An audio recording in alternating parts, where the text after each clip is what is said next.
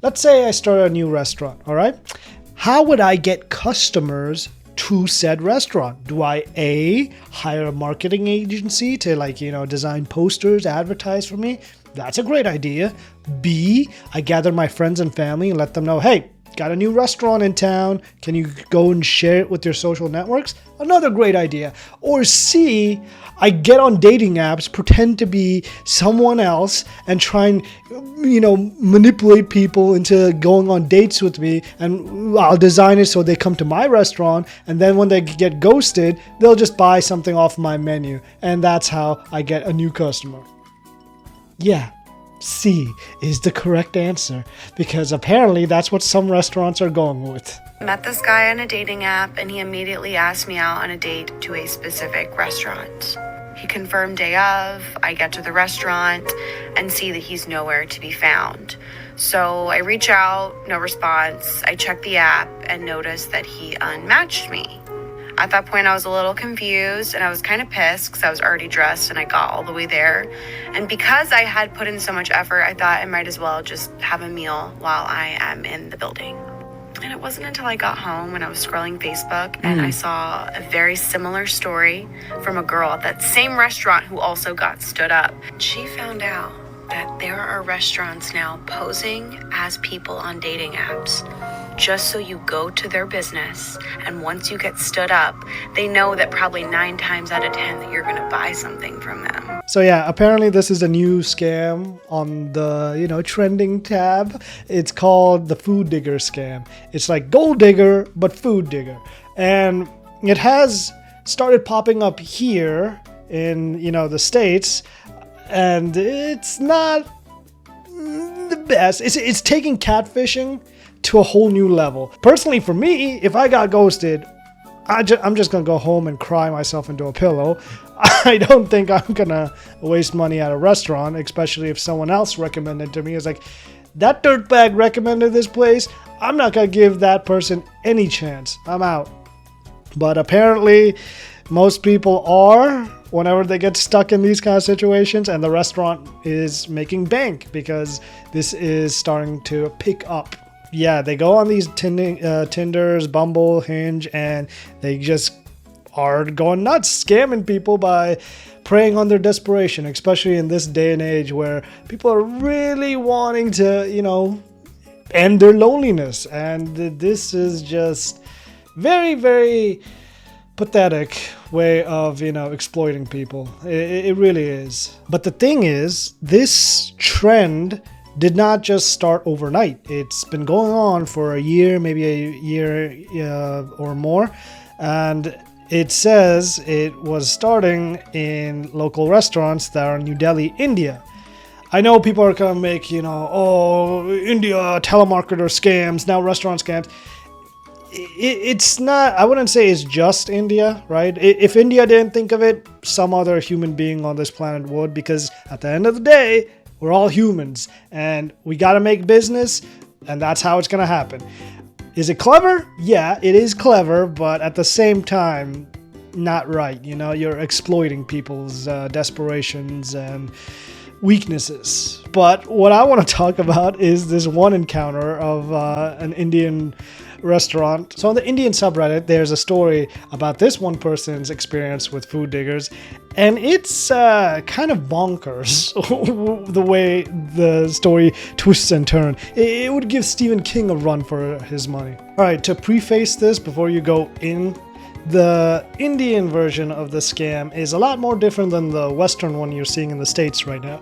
So the Western ones, they just, do the whole scam online, catfish, but that's where it stops. They get you in the restaurant, that's it. India has this 007, secret spy network thing going on for this.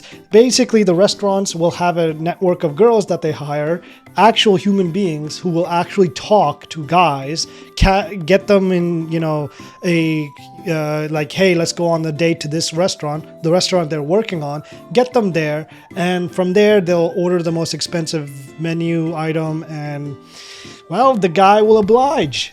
And it's just rinse and repeat like that with every other guy that they could fish in. Sounds pretty eerie, right?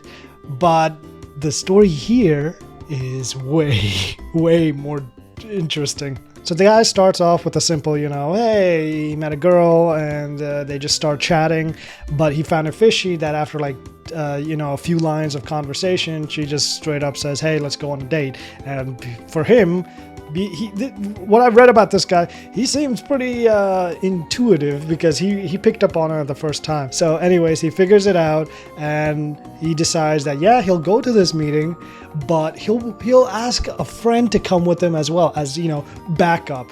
Not like a wingman, but legit backup. And when I say backup, I mean having a literal knife, a big kitchen knife in his backpack. And then he starts off with the sentence, we can go all Chainsaw Man on them if things go west.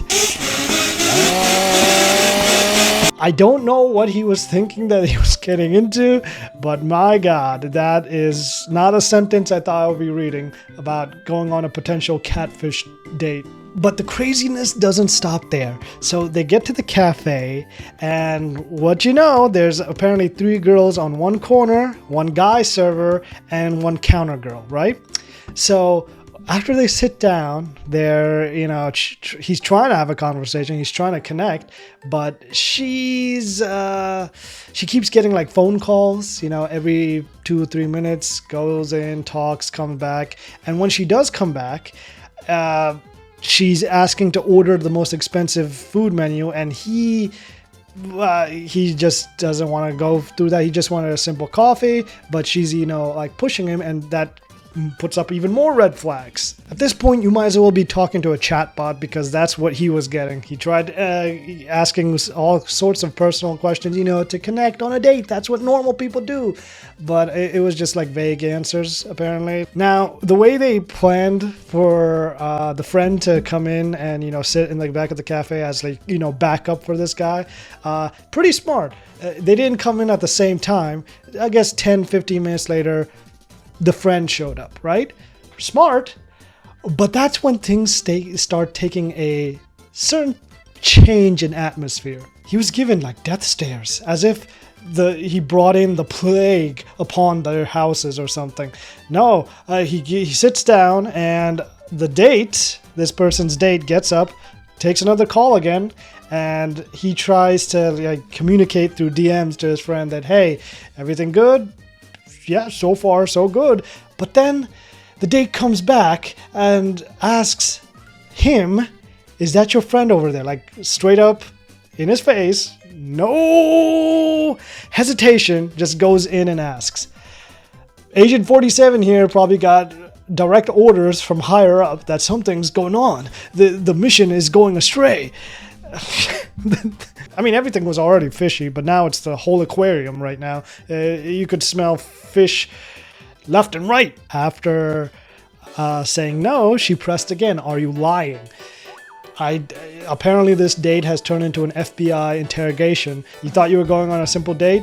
To be fair, you realized it could have been just a simple catfish. Turns out to be you're being teleported to the Twilight Zone, because now, although he answered again that no, I'd never seen the guy in my life, they were still pretty unconvinced. They were keeping close eyes on the friend back there. I don't even know they even served the guy. Poor man was probably just there for no reason. Regardless, the date then finishes and they go their separate ways. The friend stays for an extra, 10, 20 minutes just to, not make things even worse than it already seems to be going. But after he gets up, he actually goes and follows the direction where the girl went, and he finds that the girl has started another date with another guy. She's on the clock here, 9 to 5. Gotta get that quota of suckers in as fast as possible. He was gonna continue following her, but the story ends with him turning around for a brief second to see the 3 girls back at the restaurant were following him. Yeah, this is a game of cat and mouse, cloak and dagger, spies and spy kids, I don't know. I'm running out of analogies because this story just... it's insane. It's insane that these kind of scams, the lengths that people would go to uphold a scam, and the fact that when they're getting caught, instead of, shying away, finding like, backup plans to get out of it, they double down. They turn into the goddamn mafia, chasing you and, giving you death threats and stuff. You're like, whoa, okay, buddy, if you really want to catfish men and women that badly, all right. But it's not going to end pretty, that's for sure. And hopefully, with this getting more popularity, people will be more aware. I know, like, it's a great thing to find a connection, whether it's online or in person, but don't lower your guard, because at the end of the day, these people are still strangers. You shouldn't just, believe them at the drop of a hat. Regardless, hope you all stay safe, and that's all there is.